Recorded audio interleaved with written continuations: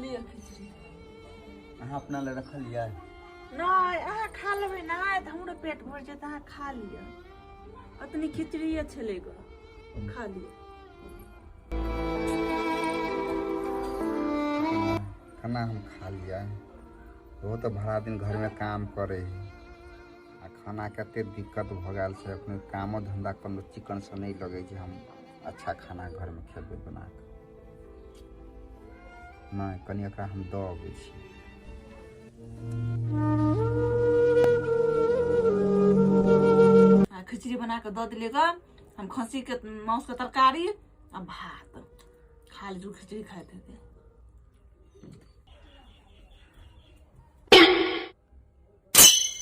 are पूरी के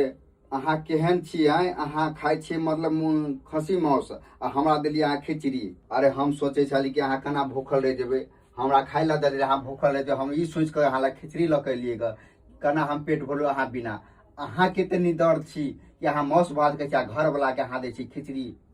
हैं एहन औरत के विश्वास होना चाहिए डूब मरू अहाँ बाप रे बाप लू खा लू खिचड़ी हमारे घर में रह की करब एहन सन औरत जेकरा घर में रहते से खिचड़ी तब हम लेट गेलिए हम मोटा गेलिए होते बाके दे खाली ना हो हाँ तो